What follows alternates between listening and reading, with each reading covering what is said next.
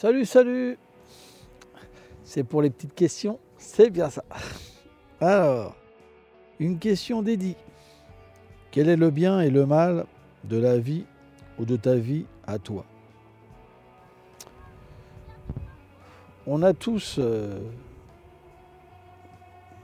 du bien et du mal en nous, c'est une réalité. On peut aussi avoir des moments où véritablement on peut s'extirper du bien et du mal. Et je pense que c'est ces moments-là où, à travers la méditation, on peut se comprendre et aller vers notre vérité. Une fois qu'il y a cet acquis, on peut comprendre ce qu'est le bien et ce qu'est le mal. Et quelque part, par cette discrimination, on devient de moins en moins, comment dirais-je, influencé par ce bien et ce mal, par les activités pieuses ou les activités qui sont peu propices ou pas propices du tout. C'est une question d'expérience.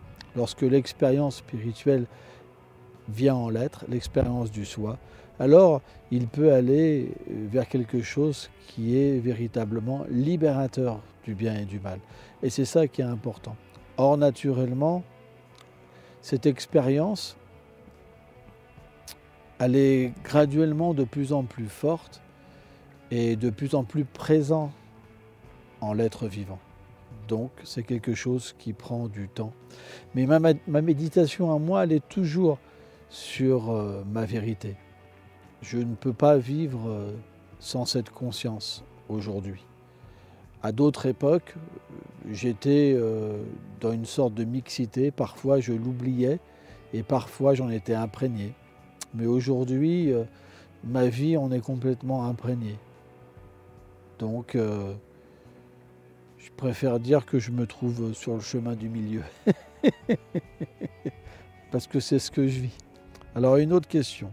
Et toi, maintenant, dans le fait que tu essaies de faire le bien autour de toi, est-ce qu'une part de mal revient? Et est-ce que cette part-là est indissociable de toi, de ta personnalité et de ce que tu accomplis? Alors, je dirais que on peut tout engager dans notre vie et le purifier. Par exemple, dans le passé, je vivais en groupe, en bande. J'ai jamais pu, j'aime cette vie collective. Alors, dans le mal comme dans le bien. Donc aujourd'hui, je vis avec des gens qui pensent positivement, qui sont dans la spiritualité. Et ça me profite véritablement. Et par exemple, j'avais un look rock quand j'étais jeune. Et j'utilise un look aussi, mais pour faire voir aux gens qu'on peut tout utiliser pour l'amour. Comme aussi j'ai une Harley Davidson, comme je fais du rock'n'roll, etc. Mais je le fais dans le but de véritablement exprimer ma conscience, exprimer mon amour et la développer. Donc c'est quelque chose qui est important à comprendre. Donc on peut véritablement tout faire pour se libérer et pour développer l'amour. Il n'y a pas de limite. Ukta Virag. En fait, la réalité est partout. C'est juste une perception qui nous manque. Si je prends une fleur pour moi, ou si je prends une fleur pour me connecter spirituellement au divin, alors cette fleur, elle change d'aspect.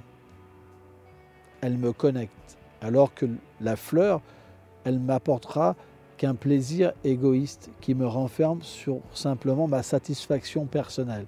Alors que dans l'autre conception, elle me relie et me libère. Donc voilà, tout est possible. Merci beaucoup.